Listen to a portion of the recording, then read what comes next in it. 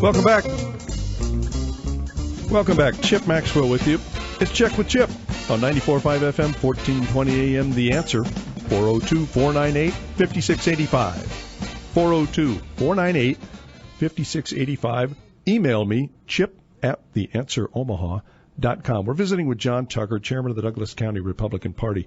Before we wade back into politics, John, I want you to share with listeners a trivia question that I don't want to give too much away, but it's especially appropriate this time of year on this station. Go ahead, John. Lay that one on our listeners. There was another team out there that was nicknamed the Cornhuskers. Can anybody name what that team was? All right, so this team had that moniker before Nebraska settled in. Of course, we started off as the Bug Eaters. We upgraded to Cornhuskers. But what team, and this isn't some kind of fluky answer, this is a legitimate, solid team, was the Cornhuskers before Nebraska became the Cornhuskers. Ponder that one for a while. All right, so we're talking about the Trump-Clinton. How about Trump-Clinton campaign? Am I too immersed in this stuff or what?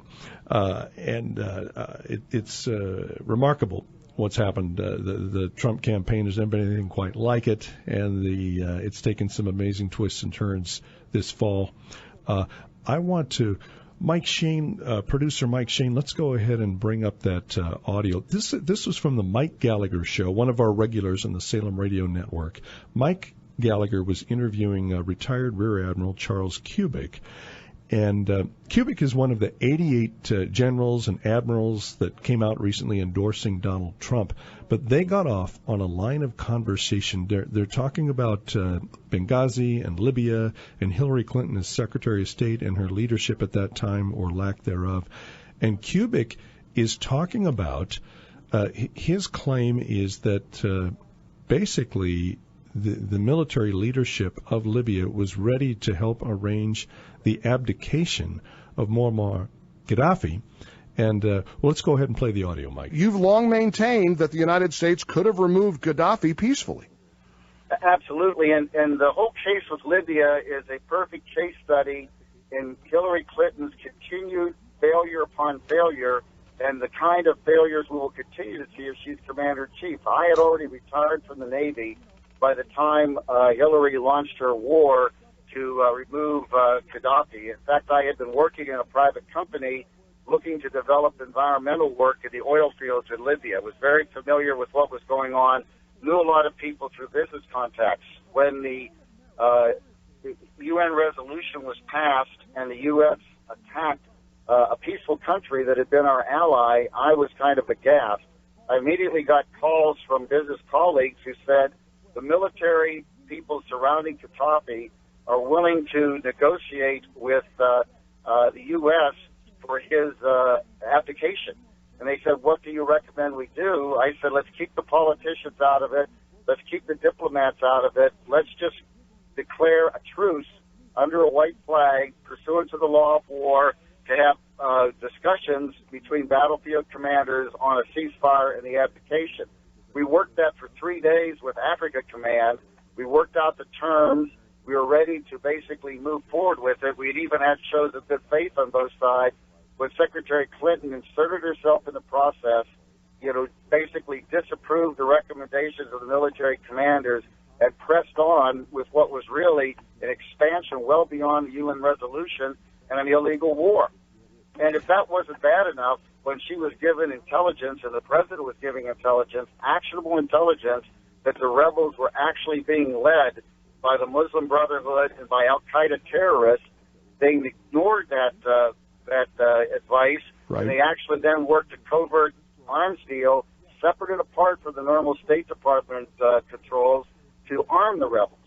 Once again, violating U.S. law. And then fundamentally, when Chris Stevens, who I knew personally and met with him 2 months before he was killed, asked over and over again for security. She denied the security.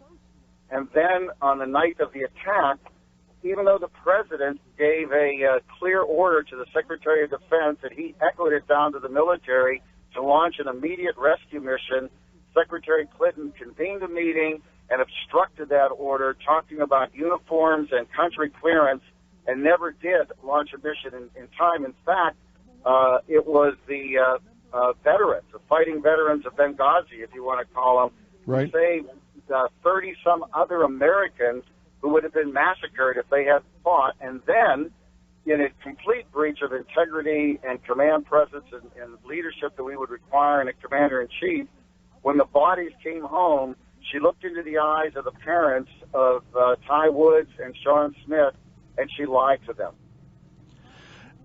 This, to me, is unbelievable. Chip Maxwell back with you live on Check with Chip on 94.5 FM, 1420 AM, The Answer, with John Tucker, chairman of the Douglas County Republican Party. I knew the part about Clinton and the State Department ignoring the requests for greater security from Ambassador Stevens and the personnel in Benghazi, Libya.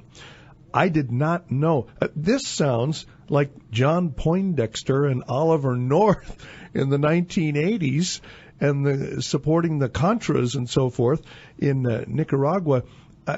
If retired Rear Admiral Charles Kubik is accurate, he is saying that Secretary Clinton blew past an opportunity to have the peaceful removal of Gaddafi from office and instead was conducting her own private war outside of U.S. law, outside of United Nations resolutions, and actually was arming the people who, no wonder she wanted to, some video caused spontaneous.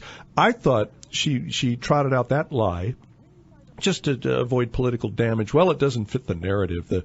The Arab world is supposed to be excited that Barack Obama is now the president of the United States and everybody loves us, and this doesn't fit very well. I thought that was reason, and that was plausible. Well, no, it turns out she was arming and aiding the rebels, the people who stormed our facilities and killed our people. So now it really makes sense to me why she first tried to paper over the whole thing, including telling relatives of the deceased, lying to them about what happened. This is wild. John Tucker, you move a lot in Republican circles. Had you heard any of this before? Just recently, the latest hubbub about this came up. The one thing I want to point out, though, is that for some reason, the liberal left and Democrats, they have this narrative that says that somebody else is controlling the military, that their leaders in politics don't have the control, that they don't have, the buck doesn't stop with them, that somehow that it is runaway military that's doing this all on their own. I think this is evidence that no, the buck did stop with Hillary Clinton, and she did insert herself into these episodes, and they can't get away with saying, look, we didn't know. It was just something the military did. No, they were in charge, and they did this.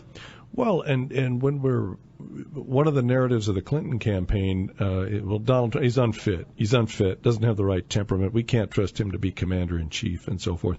And here's Kubik with, as he said, an actual case study in terrible decision-making, terrible leadership. No, and I'll tell you what, it fits the profile of Hillary Clinton and Bill Clinton as people who, well, I'm going to do what I want to do. The rules don't apply to me. The rules don't, I'm going to set up a whole email system outside the proper channels of government because I'm using my position at State Department to generate tens and hundreds of millions of dollars of donations to our Clinton Family Foundation, and my husband's speaking fees, his 6-figure speaking fees are being doubled, tripled, sometimes turned into a 7-figure speaking fee, so that people can get access to me as Secretary of State, and we can help make your deal go through, especially if it's international in nature.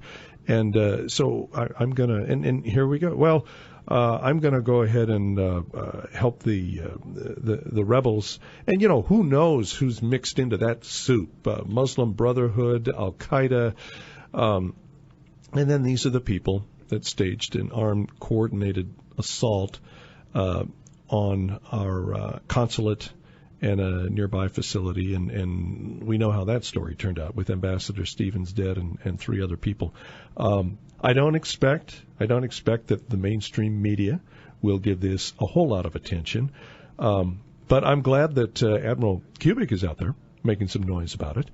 And because these, you want to talk about who's fit to be president, who's fit to be commander-in-chief. Donald Trump with his finger on the nuclear button. Hillary Clinton helped orchestrate the policy, the foreign policy that blew the lid off the Middle East. And Gaddafi must go. Mubarak must go. Knocking off leaders right and left, yes, but what comes after? That's the, well, all right, that music means we've got to take another break. Now, remember, John Tucker's got a trivia question hanging out there. Which college football team was the Cornhuskers before Nebraska was the Cornhuskers? 402-498-5685. Who's got the answer? This is The Answer. Chip Maxwell with you on 94.5 FM, 1420 AM. The Answer.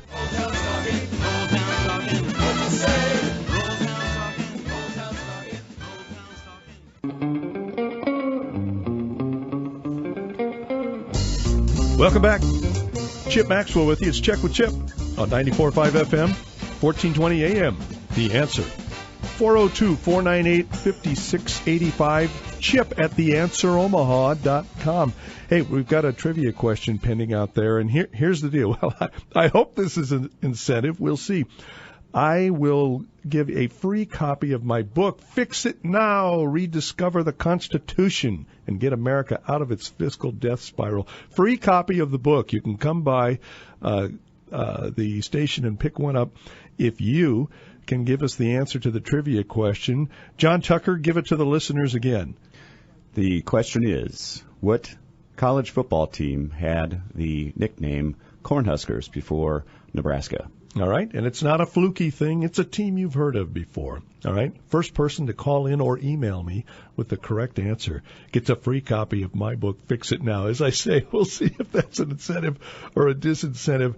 Poor John Tucker already has 2 or 3. He's got a shelf full of them. I've been playing around with this book for the last 2 or 3 years, and I think it's finally done. Unless I change it again.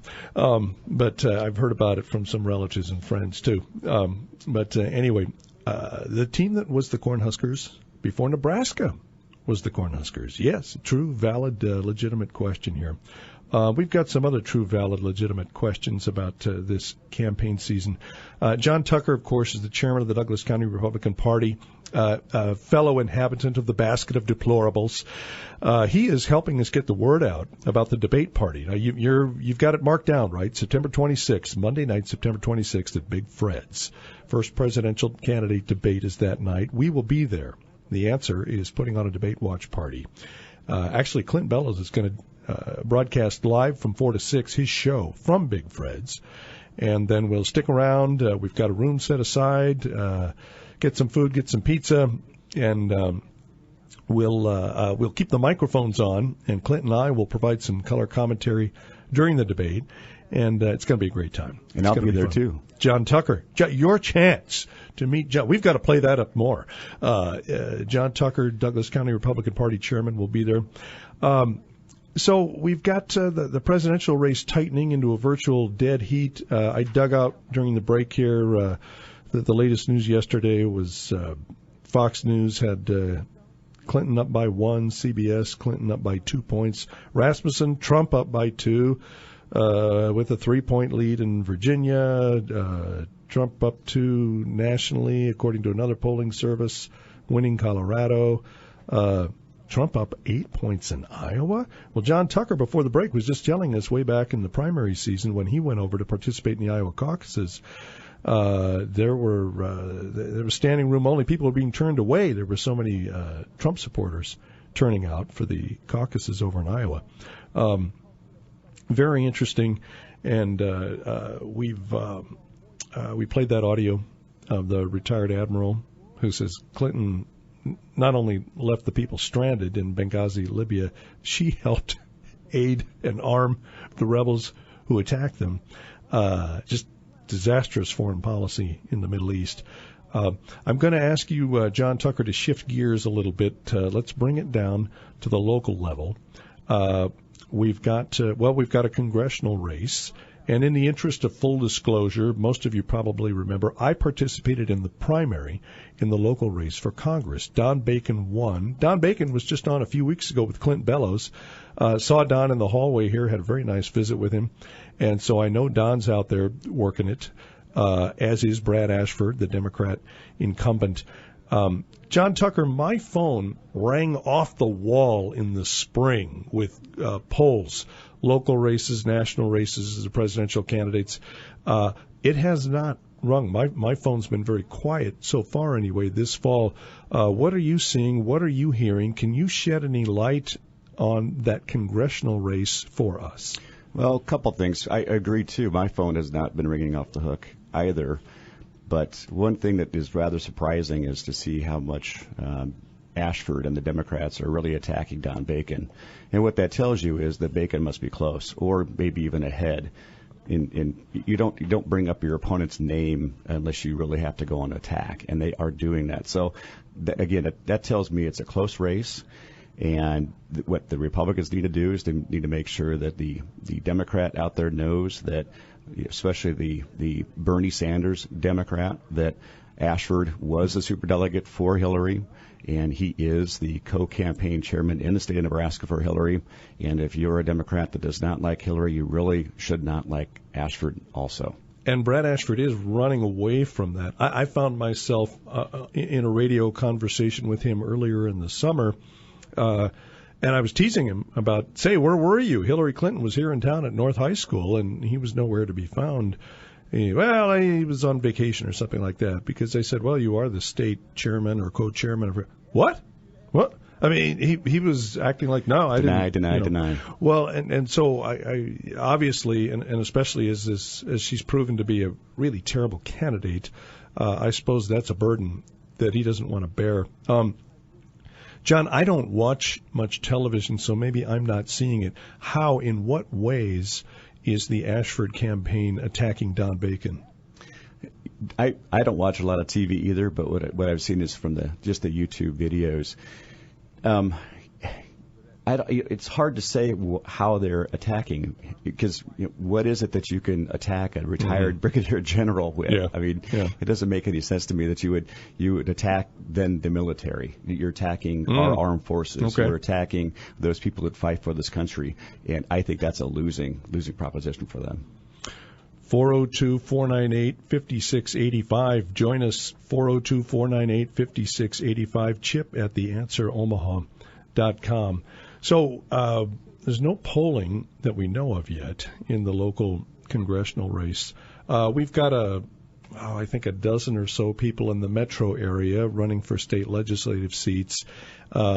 Anything that we should note? Well, of course, we should note all those races, but anything in particular, any hot contests, anything we need to know there, John? I think the western part of Douglas County with LD 31-39 got a hot race going in 31 with Ian Swanson and Riklowski.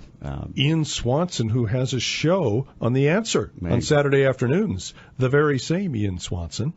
Go ahead, break that one down for us to whatever degree you can. Ian won the primary. He beat the sitting senator, and I think what you'll see is that that's going to get really hot and heated.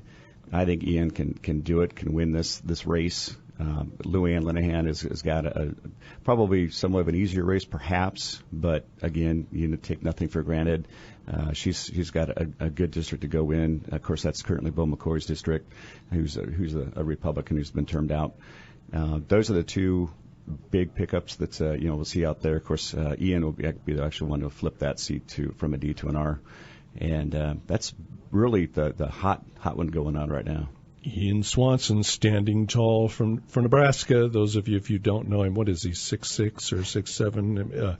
He also very articulate, Hillsdale College graduate, and that would be fun to see Ian prevail there.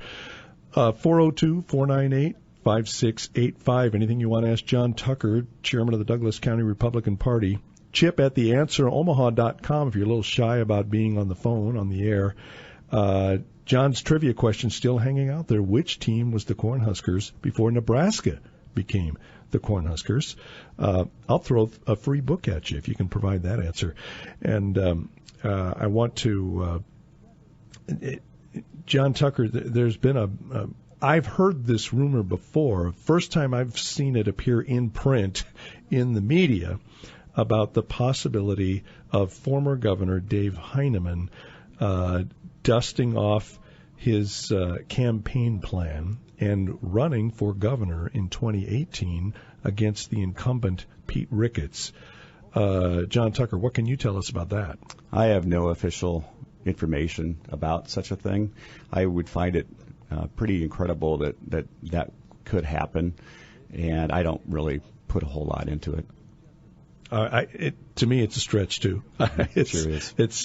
It would be seismic. It would be shifting tectonic plates for something like that to happen. Unless Pete Ricketts did something, suddenly some huge scandal erupted or something like that. I think when Trump wins in the fall, what you'll see is that perhaps Governor Dave has a position or something to do with the Trump administration. Oh. Don't know that for sure, but just by leaning things that you see out there with Chuck Herbster being very active in the Trump campaign, and of course Chuck and I did not know that Herbster is sure. very active in the Trump campaign. Yeah, he's the leading the ag person, so to speak, on the Trump campaign itself, advisory on agricultural issues. If people don't recognize that name, he's a huge agribusinessman from northeast Nebraska. He jumped into the gubernatorial primary the last time around and then left the race and got behind Bo McCoy. Mm-hmm. I did not know that he was a big Trump backer. And so maybe someday another Secretary of the Agriculture from Nebraska, as we had with Mike Johanns, that'd be interesting to see. We've got Steve on the line. I'll tell you what, let's do this. Let's ask Steve to hold on. Mike, let's go ahead and take our next break, and we'll come back with John Tucker. Can you go ahead and ride the hour out with us? I sure can. Okay. We'll ride out the hour with John Tucker, chairman of the Republican, Douglas County Republican Party. Just want to make sure you're awake and listening. And, hey, Jimmy the Fish coming out of this break. A little humor. We'll lighten the load a little bit, and then we'll finish up the hour with John Tucker. I'm Chip Maxwell. This is Check with Chip on 94.5 FM, 1420 AM. The Answer.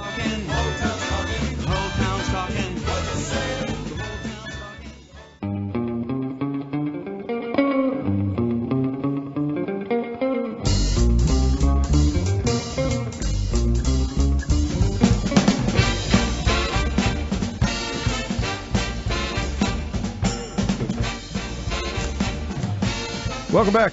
Chip Maxwell with you. It's Check with Chip on 94.5 FM, 1420 AM. The Answer. Steve has been waiting patiently to visit with John Tucker, chairman of the Douglas County Republican Party. Steve, welcome to the show.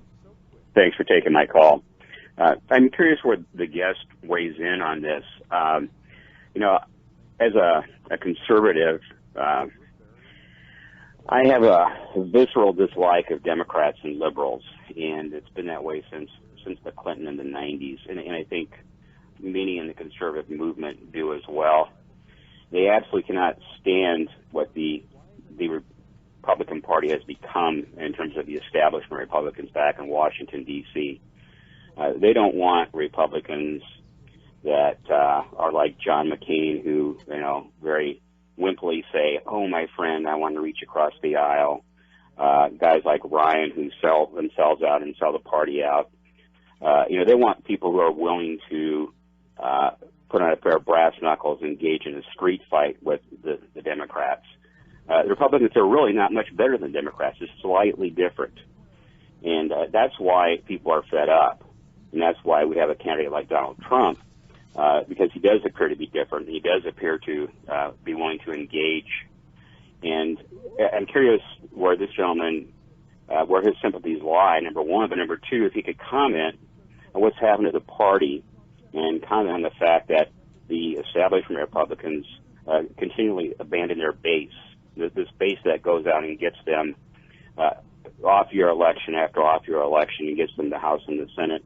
They abandon them. And they abandon their own candidates, like they did with Newt Gingrich when he was Speaker of the House, and there are others as well. Steve, you are right where I am, and before he answers, I'm just going to mention, I know that John Tucker is conservative, even kind of dabbling one toe in the libertarian waters, and so I know John has faced some of those same battles himself. But John, I'll let you speak for yourself. Well, Steve, thanks for the question and the call.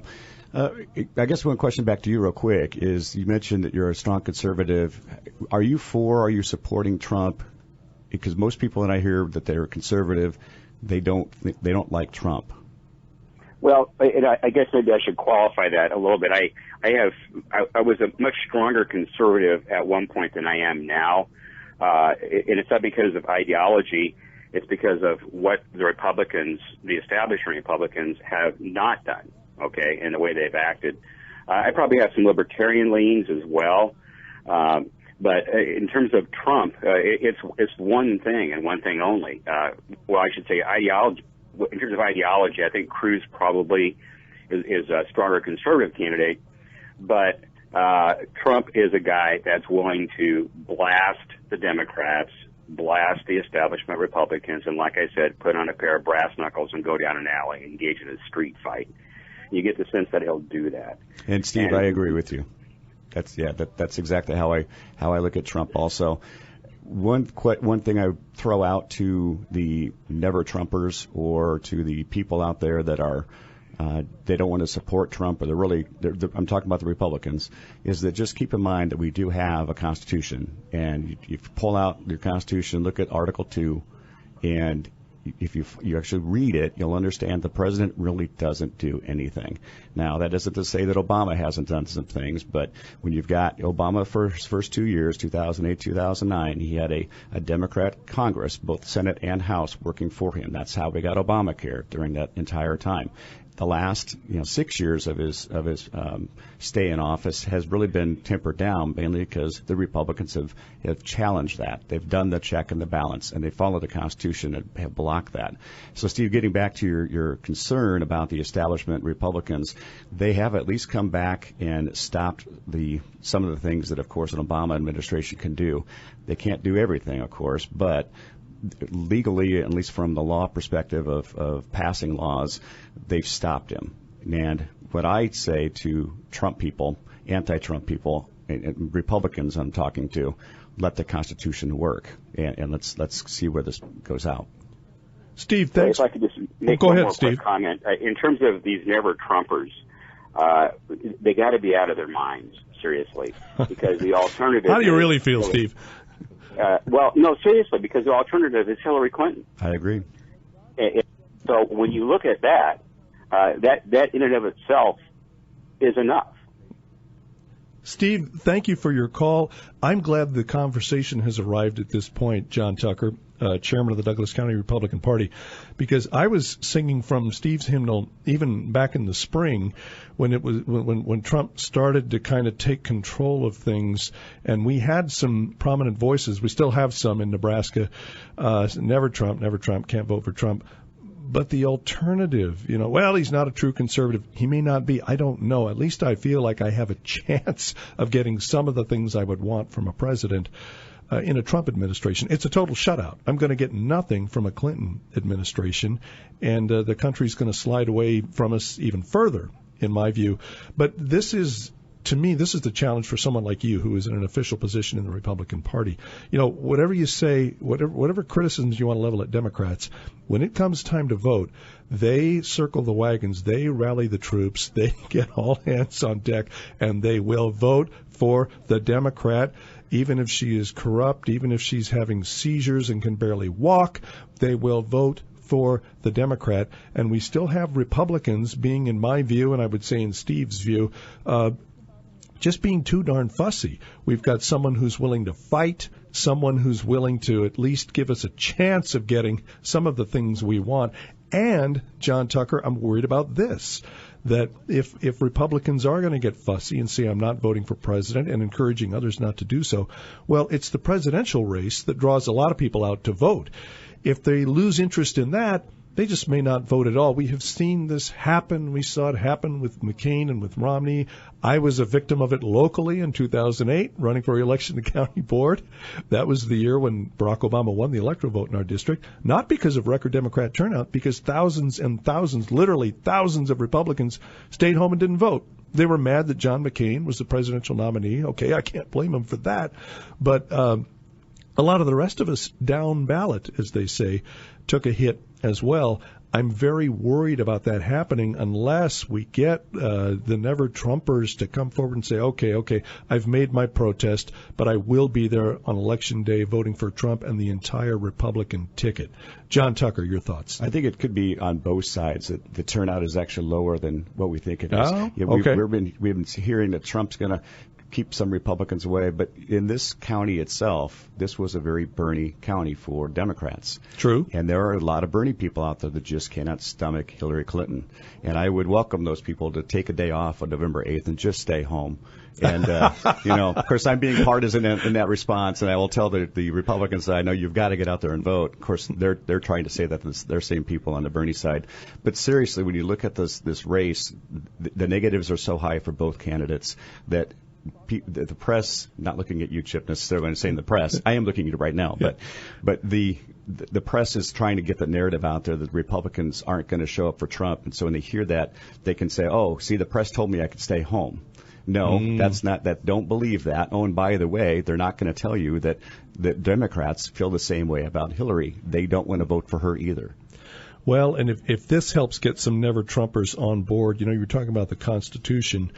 One of the ways that we want a Republican House and Senate, because that is a Congress more likely to assert its prerogative and keep a president in check. In our system of checks and balances, you let the House and or the Senate slide into the hands of the Democratic Party, and then the checks and balances are out the window. 2 words, Supreme Court. Oh, exactly. Exactly. You let 2 or 3 more leftist justices be appointed to the Supreme Court, this country we love may be gone, because the left, of course, pushes everything into the courts because it feels it has a better chance to win there than in the arena of majority rule.